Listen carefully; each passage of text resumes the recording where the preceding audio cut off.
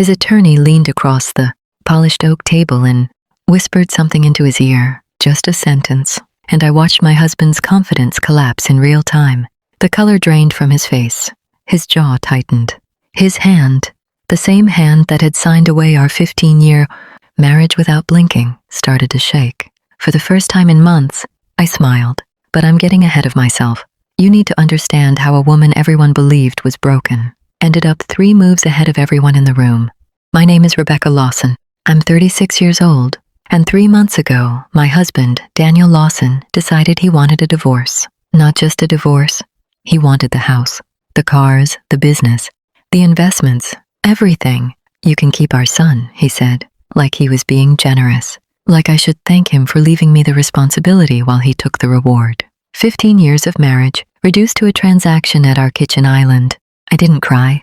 That surprised him. I think he expected drama. Maybe begging, maybe a breakdown. Instead, I nodded and said, if that's what you want. Daniel and I met when I was 19. He was ambitious, charming, the kind of man who could walk into a room and make people believe in him. I believed in him too. He wanted to start a construction development company. I was studying accounting, so I helped. I built spreadsheets, managed payroll, negotiated vendor contracts, handled tax filings, met with banks, while raising our son, while cooking dinners, while hosting networking events in a home I staged myself. Officially, I was Daniel's wife. Unofficially, I was his entire back office. And for a while, it worked. The company grew. We bought a beautiful suburban home, luxury SUV, country club membership. From the outside, we looked successful. From the inside, I started noticing cracks. Daniel began staying late more often, taking business trips, becoming irritated by small things. He criticized my clothes, my lack of ambition, my energy. I was running his company for free. But sure, 3 months ago he came home one Tuesday evening, sat across from me, and calmly said, I'm not happy anymore.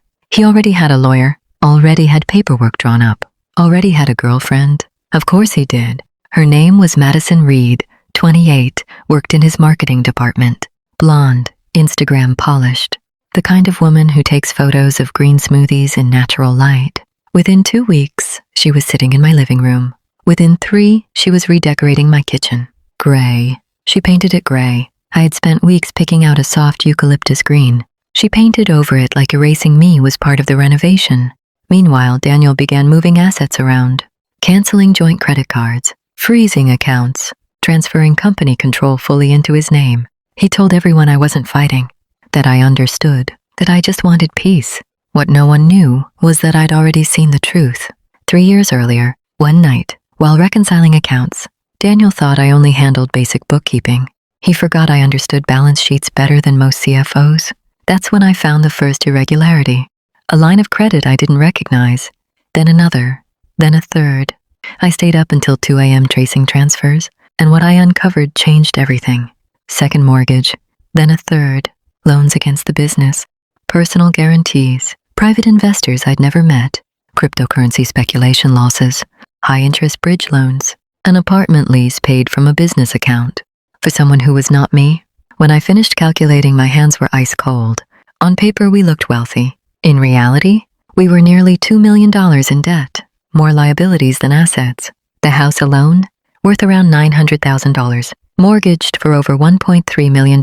The business, operating on borrowed time. Daniel wasn't building an empire. He was stacking debt on top of ego. And here's the thing, if I had confronted him then, he would have spun it, gaslit me, blamed market shifts, blamed inflation, blamed me. Instead, I got quiet, very quiet, because my grandmother once told me something I never forgot. Never panic when you discover the truth. Plan. So I did. I checked my separate retirement account. Money from before the marriage. Still untouched. I checked the inheritance my aunt left me years earlier. Never mixed with joint funds. Still legally separate. Then I met with an estate attorney and created a protected education trust for my son. Irrevocable. Untouchable. Not in my name. Not in Daniel's name. Locked. Safe. Then I documented everything. Every loan. Every mortgage. Every signature. Every risk he'd taken. And I waited, because men like Daniel don't stay loyal to women who see through them. They leave, and when they leave, they usually want to win. 3 years later, he walked into our kitchen and asked for everything. I almost laughed, because what he was really asking for was the debt. He just didn't know it yet, and I was more than happy to let him have it. The mediation session started 2 weeks later. Neutral conference room, fluorescent lighting, cheap coffee, expensive egos. Daniel arrived confident, custom suit, polished shoes, new Rolex on his wrist. The Rolex was new. I knew because 3 days earlier, I'd seen the charge hit the company credit line, $15,000. For a man claiming cash flow issues, Madison was waiting outside in the lobby, scrolling her phone. Crossing and uncrossing her legs like this was an inconvenience. Daniel barely looked at me when he sat down. His lawyer did most of the talking. "We're prepared to offer a fair settlement," he said smoothly. "My client is willing to assume all marital assets, including the residence, the development company, and associated vehicles. Willing, as if he were sacrificing something." My attorney, Laura Bennett, sharp, composed, late 40s, glanced at me. She expected me to fight. Any reasonable spouse would. Half the house, half the business, spousal support. Instead, I folded my hands in my lap and spoke softly. "I don't want to drag this out." Daniel blinked. "I just want enough to relocate comfortably. 50,000 and shared custody." The mediator actually paused. Laura looked at me like I just volunteered to lose on purpose. Daniel tried to hide his smile. $50,000 for 15 years of marriage. He thought I was broken. He thought the shock had numbed me.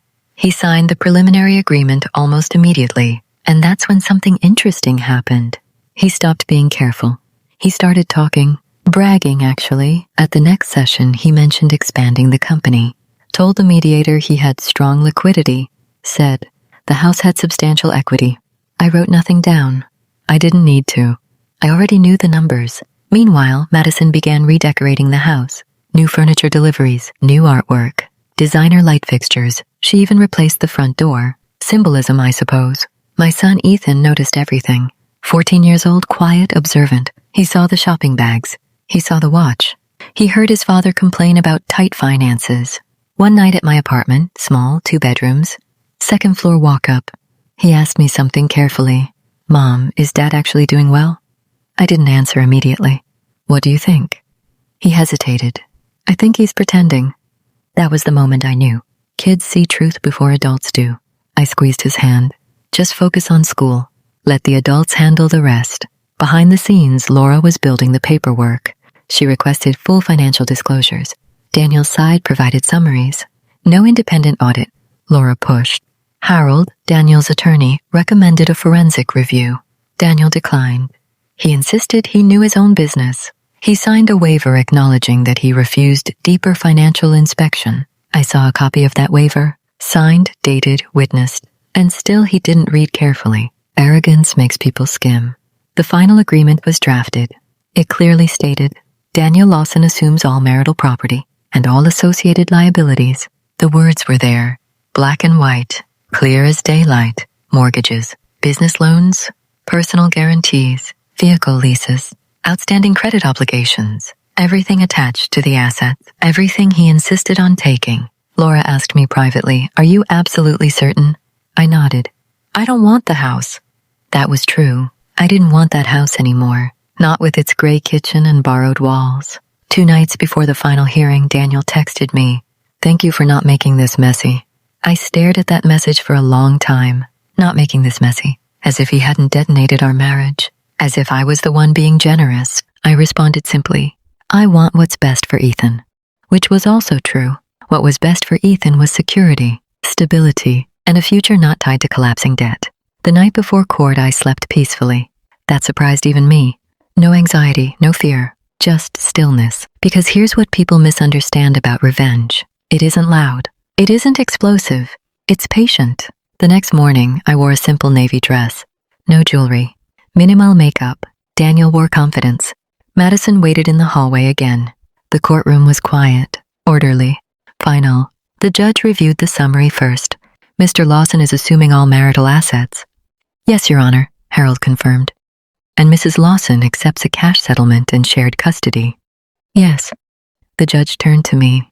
"Mrs. Lawson, are you entering this agreement voluntarily?" "Yes, Your Honor." "Do you understand the financial implications of relinquishing these properties?" I held her gaze. Yes. Daniel barely looked at the paperwork as it was distributed. He was already celebrating internally, already imagining closing this chapter, already imagining freedom. Harold, however, started reading more carefully. I watched his expression shift. Subtle at first, a tightening around the eyes, a slight pause. He flipped back 3 pages, then forward again, then leaned closer to Daniel and whispered. I couldn't hear the words yet, but I saw Daniel's reaction. Confusion, then irritation, then stillness. Harold pointed at the liability disclosure. Daniel finally looked, really looked. And that's when the air in the room changed. The bank manager stared at me for a long moment. Then he looked down at the old passbook again. This account, he paused, adjusting his glasses, hasn't been touched in 42 years. My heart was pounding so loud I could barely hear my own thoughts. He typed something into the system. The screen reflected in his glasses. And then his expression changed. Not confusion, not pity, shock. Miss, do you know what this is? I swallowed. My grandfather's savings? He turned the screen toward me. The balance had more zeros than I'd ever seen in my life. It wasn't just money. It was generational wealth. Tears blurred my vision. All these years, he said softly, he's been depositing money. Every month, without fail. My hands started shaking. But my dad said that it was trash? The manager finished quietly. No, this was a fixed investment account. It grew a lot. Suddenly, everything made sense. Grandpa's simple clothes, his old shoes, the way he always smiled when I talked about my dreams. He wasn't poor. He was patient, and he had a plan. For who? I whispered. The manager scrolled further. The nominee name appeared on the screen. It was mine, not my father's, not anyone else's, mine. My chest tightened. Grandpa knew. He knew I would come. He knew I wouldn't judge him. He knew I would listen. Outside, snow was falling softly. Inside, my whole world had shifted. That night, I didn't go back home. I checked into a small hotel and stared at the ceiling for hours. Dad's words kept echoing. Trash belongs with trash. But Grandpa's actions screamed louder than any insult. He didn't argue. He didn't prove himself. He just built something in silence. The next morning, I visited Grandpa. He was sitting by the window, sunlight touching his silver hair. When he saw me, he smiled like he already knew. You went to the bank, he said calmly. I nodded, tears falling freely now. Why didn't you tell anyone? He chuckled softly. Because money tests people. Silence reveals them. I sat beside him and held his hand. I'm sorry, I whispered, for what they did. He squeezed my fingers gently. Some people only see what they want to see. But you looked deeper. Weeks later, I made a decision. I didn't throw a dramatic revenge party. I didn't confront my father publicly. I simply moved out, quietly, gracefully, just like Grandpa. With the money, I didn't buy luxury cars or designer bags. I paid off Grandpa's medical care, I funded my education, and I started a small foundation in his name, helping elderly people who were ignored by their families. At the inauguration ceremony, Grandpa sat in the front row. Dad was there too, silent, watching.